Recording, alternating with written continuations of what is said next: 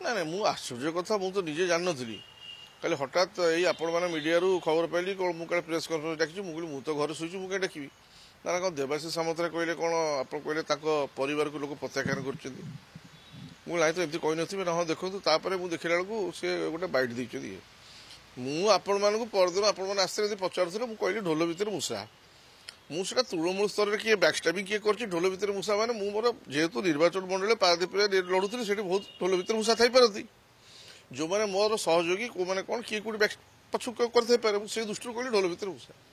ମୁଁ ତ ବଡ଼ ନେତୃତ୍ୱ କାହାକୁ ଆକ୍ଷେପ କରୁନି କିନ୍ତୁ ସେ ଅଲ୍ ଅଫ୍ ସଡନ୍ ସେ ତାକୁ ନିଜ ଆଡ଼କୁ ନେଇକି ଗୋଟେ ଏତେ ବଡ଼ ବାଇଟ୍ ଦେଇଦେଲେ ତାକୁ ଲୋକ ପ୍ରତ୍ୟାଖ୍ୟାନ କରୁଛନ୍ତି ସରିଗଲା ଆରେ ପ୍ରତ୍ୟାଖ୍ୟାନ କେମିତି କଲେ ମୋତେ ଲୋକ ତେଣୁ ଏଇଟା ବିଲକୁଲ ନୁହେଁ ତାଙ୍କ ଭଳି ଜଣେ ରାଜ୍ୟସଭା ସାଂସଦ ସିଏ ଆ ଭିତରେ ଜବରଦସ୍ତ ପଶିବାର কোনো ମାନେ ନାହିଁ ଏବଂ ମୁଁ ମଧ୍ୟ ସରପ୍ରାଇଜ୍ ହେଇଗଲି ଯେ ଏଭଳି କଥା ସେ କାହିଁ କହୁଛନ୍ତି ହେଲା କଥା ତାପରେ ଲୋକ ପ୍ରତ୍ୟାଖ୍ୟାନ ଯେଉଁ କଲେ সেটা ଟିକେ আনালিসিস করন্তু প্রত্যাখ্যান কেমিতি কলে 2019 রে মু পাখাপাখি 70,000 ভোট পাইছিলি এবং 2024 রে বোধ পাখাপাখি 70,000 ভোট মিললা তা লোক প্রত্যাখ্যান কলে কোটি যেতি ভোট তো পাইছিলি সেতি ভোট অছি মোর ইন্টাক্ট যেতে যা হয়ে যাও পছে সে 70,000 ভোট পাইছিলি পুরা 70,000 ভোট পাইলি পাখাপাখি তাহলে প্রত্যাখ্যান লোক কলে কেমিতি সি মতে সে বিষয়ে বুঝেবে কেমিতি লোক তার পরিবার কথা কইলে মানে দামোদর যে দামোদর রাউত পরিবারକୁ କହିବା ବେଳେ ତମେ କିଏ କ'ଣ ତମର ମୁଁ ବୁଝିପାରୁଛି 74 ବର୍ଷର ଯେଉଁ ରାଜନୀତି କରି 77 ବର୍ଷର ମନ୍ତ୍ରୀ ଦାମୋଦର ରାଉତକୁ ସାରା ଓଡ଼ିଶା ଜାଣିନି ତାଙ୍କ ପରିବାର ଜାଣିନି ଦାମୋଦର ରାଉତର ପରିବାର କେବଳ ଲୋକଙ୍କ ସେବା ରାଜନୀତି ଛଡ଼ା ଦ୍ୱିତୀୟ ଜିନିଷ କରିନି ତାଙ୍କ ପୁଅ ମଧ୍ୟ ଆଜି ପର୍ଯ୍ୟନ୍ତ ମୁଁ ଆପଣମାନଙ୍କ ମାଧ୍ୟମରେ ଗ୍ୟାରେଣ୍ଟି ଦେଇ କହିଦେବି ପାରାଦୀପର ବିଧାୟକ ହିସାବରେ ଯେଉଁ ଥିଲି ମୁଁ କୌଣସି ଗୋଟେ ଦିନ କୌଣସି କମ୍ପାନୀ ଭିତରକୁ ଯାଇଥିବି କିଏ ପ୍ରମାଣ ଦେଇଦେବ ଯଦି ମୁଁ ଆପଣଙ୍କ ଆଗରେ ଲଣ୍ଡା ହେଇକି ବୁଲିବି ଚ୍ୟାଲେଞ୍ଜ ଦେଇ କହୁଛି ନା କେଉଁ କମ୍ପାନୀ ପାଖକୁ ଯାଇଛି ନା କେବେ କାହାଠୁ ବଟି ଆଣିଛି ନା କଣ୍ଟ୍ରାକ୍ଟକୁ ଠିକାଦାରୀ କରିଛି କେବଳ ସେଇ ଦାମୋଦର ରାଉତଙ୍କ ଆଦର୍ଶର ଅନୁପ୍ରାଣିତ ସେ ଯାହା ଯାହା କରିଛନ୍ତି ଏବଂ ମାନ୍ୟବର ନେତା ଆମର ସର୍ବମାନ୍ୟ ନେତା ନବୀନ ପଟ୍ଟନାୟକ ତାଙ୍କ ନିର୍ଦ୍ଦେଶ ତାଙ୍କ କାର୍ଯ୍ୟ କରିବାର ଶୈଳୀ ତାକୁ ଧରିକି ମୁଁ ଚାଲିଛି ମୁଁ ଅନେକ କିଛି ଜିନିଷ କରିନି କିନ୍ତୁ ପରିବାରକୁ ଆକ୍ଷେପ ତା ପ୍ରତ୍ୟାଖ୍ୟାନ ଏଇଟା କ'ଣ ସେଇ କଥା କହିଲି ଯେତେବେଳେ 2019ରେ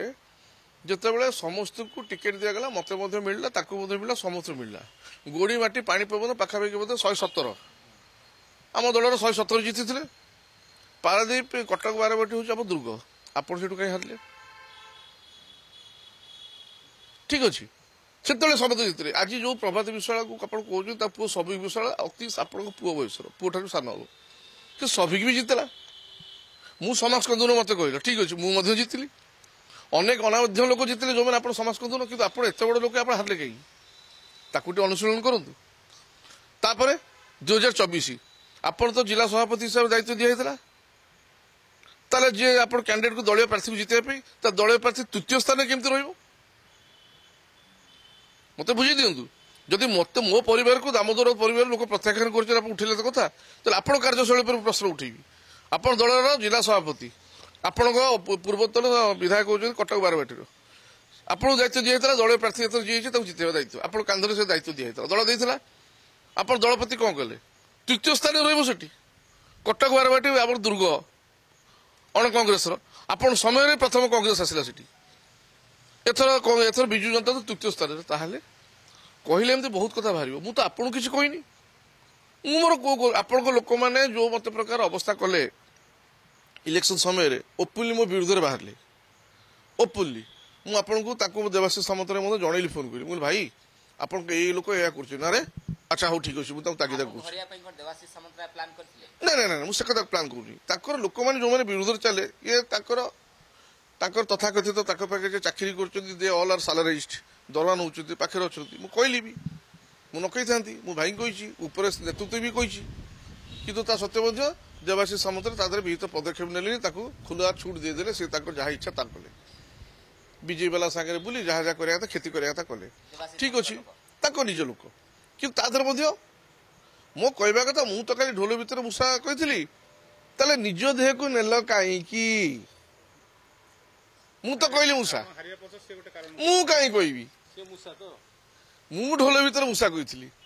କିନ୍ତୁ ଆଙ୍କ ଦେହକୁ ଲାଗିଲା କାହିଁ ଆପଣମାନେ ନିଜେ ମିଡ଼ିଆ ବାଲା ଆପଣ ଧରନ୍ତୁ